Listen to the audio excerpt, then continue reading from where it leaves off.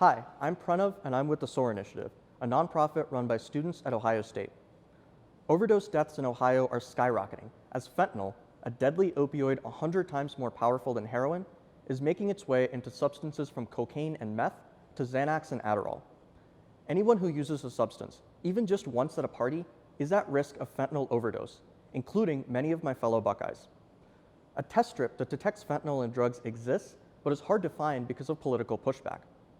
Communities of people who use drugs often try to warn each other of bad batches, but because of criminalization and now COVID, it's nearly impossible to share this information safely.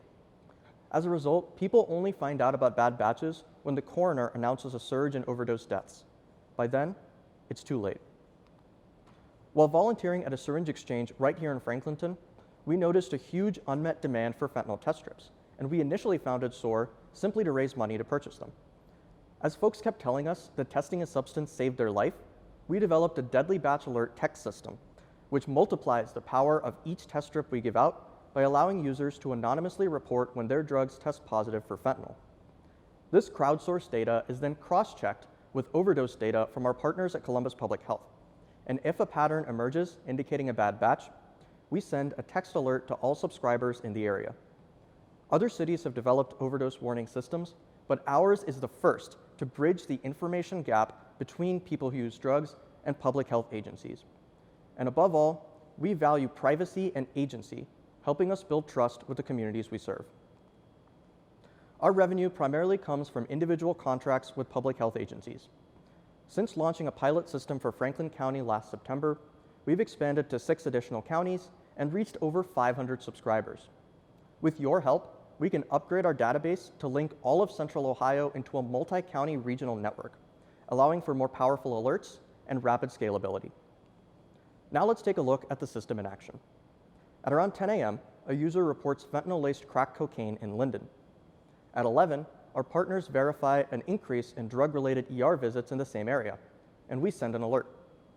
8 hours later, the coroner announces a death surge in that same exact neighborhood. Our alert gave users, loved ones, and first responders an additional 8 hours to prepare and gather life-saving resources. The larger our user base, the earlier we can predict and prevent overdose surges before they happen. We need $50,000 to hire a developer to expand our system. This one-time investment over 1 year will create a finished product that can be easily implemented in any region, rapidly growing our profits and impact. Help us save lives. Thank you. This is Carrie again. Thanks. This is all, I mean, this is, as a judge, this is just thrilling to hear everything that's going on in the community. So thank you.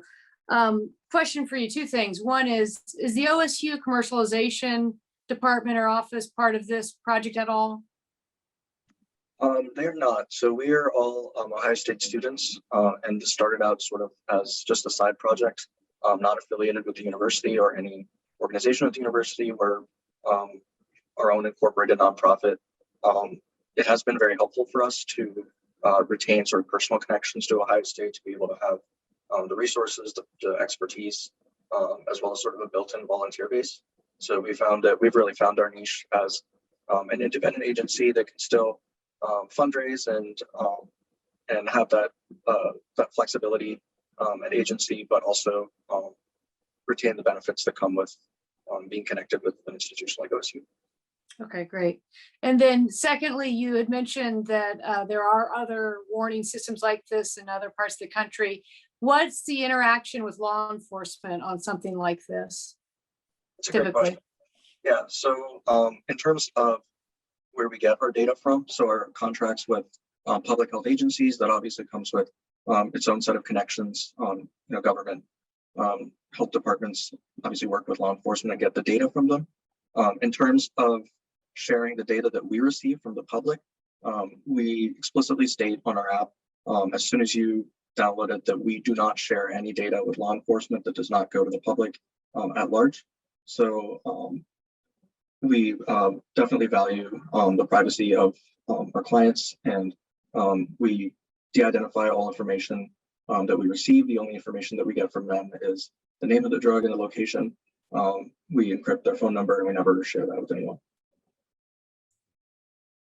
Pranav, thank you. I was curious about the ongoing costs post-development, and what current streams of funding do you have to help operate those ongoing needs that you have? Sure. So our biggest source of revenue right now comes from a contract with Columbus Public Health.